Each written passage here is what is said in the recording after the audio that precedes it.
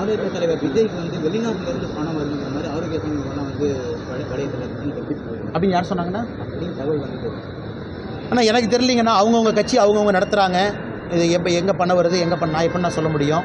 அதனால் நல்லா இருக்கட்டும், அவரு கட்சி நடத்தட்டும், மக்கள் முன்னாடி வந்து நிற்கட்டும், மக்கள் எல்லாத்தையும் பார்த்து தேர்ந்தெடுத்து நல்லவங்களுக்கு வாய்ப்பளிப்பாங்க. அந்த நல்லவர்கள் தேசிய ஜனநாயக கூட்டணி. நாங்கள் தெளிவாக இருக்கோம். நாளைக்கு 23ஆம் தேதிக்கு அப்புறம் நீங்கள் கிரவுண்டு ஷிஃப்ட்டை பார்ப்பீங்க.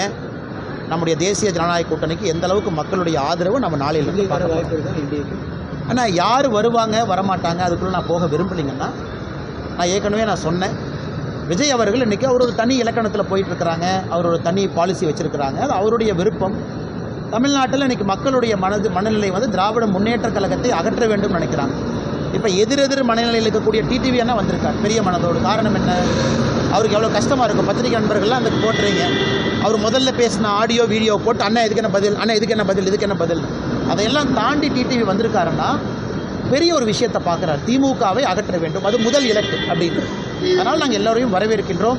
விஜய் அவர்களை பொறுத்தவரை அவருடைய முடிவு. நான் வரவேற்கலாம் நான் சொல்லிங்கன்னா, அவர் ஒரு கட்சி நடத்துகிறார், அவருடைய தலைவர், அவங்க முடிவெடுத்து அவங்க டிசைட் பண்ணிட்டுருக்காங்க. என்டிஏ கூட்டணியில் வந்து தேமுதிக வரும்னு எதிர்பார்ப்பு இருந்தது. ஆனால் இப்போ வரைக்கும் என்டிஏலேருந்து யாருமே என்கிட்ட பேச்சுவார்த்தை நடத்துகிறேன் அப்படிங்கிற மாதிரி பிரேமலதா சொல்லியிருக்காங்க. அதை பற்றி நான் கருத்து சொல்ல விரும்பலைங்கன்னா, பிரேமலதா மேடம் அவங்க சுதீஷனெல்லாம் ரொம்ப நெருங்கிய நண்பர்கள், ஒரு குடும்பம் போல் நல்ல ஒரு மனிதர்கள். பொறுமையாக இருங்கன்னா, இந்த பர்டிகுலர் கேள்விக்கு நான் கருத்து சொல்ல, யாரும் எங்கேயும் போக போவதில்லை.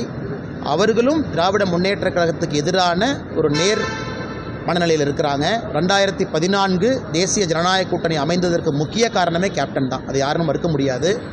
அன்றைக்கி வந்து ஒரு பெரிய பீக்கில் கேப்டன் இருந்தாங்க. பெரிய மனதோடு தேசிய ஜனநாயக கூட்டணி அமைவதற்கு ஒரு முக்கிய புள்ளியாக இருந்தாங்க. நம்ம ஐயா பொன் ராதாகிருஷ்ணன் அவர்களோடு இணைந்து அன்றைக்கி ஒரு பெரிய கூட்டணி. அன்றைக்கி விஜயகாந்த் ஐயாவுடைய ரோலை யாரும் மறக்க மாட்டோம்.